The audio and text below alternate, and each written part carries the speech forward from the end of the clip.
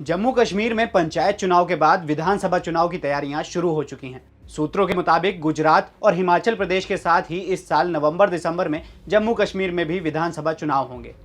यहां पहली बार 5 साल के कार्यकाल वाली सरकार बनेगी। चुनाव से जुड़ा कोई भी काम आनन फानन में न करना पड़े, इसलिए चुनाव आयोग पूरी सावधानी बरत रहा है।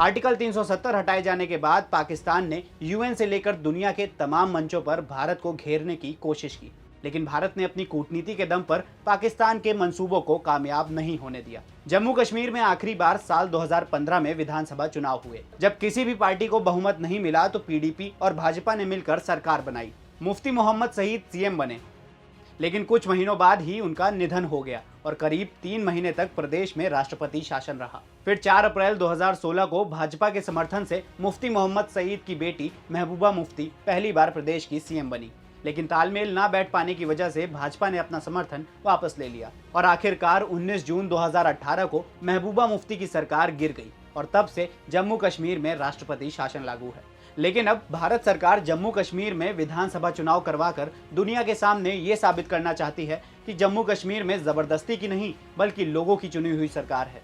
जम्मू कश्मीर में संशोधित मतदाता सूची तैयार करने का काम तेजी से चल रहा है। जम्मू और कश्मीर पुनर्गठन कानून 2019 के तहत बनाए गए परिसीमन आयोग की अंतिम रिपोर्ट आ चुकी है।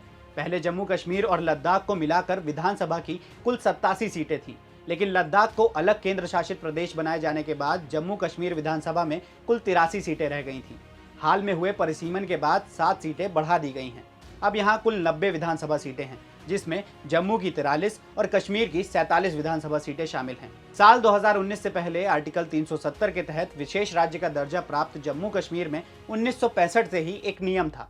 यहाँ जो सरकार चुनी जाती थी उसका कार्यकाल 6 साल का होता था, लेकिन नवंबर दिसंबर में चुनाव के बाद जम्मू कश्मीर में जो भी सरकार चुनी जाएगी उसका कार्यकाल बाकी राज्यों की तरह ही सिर्फ 5 साल का होगा।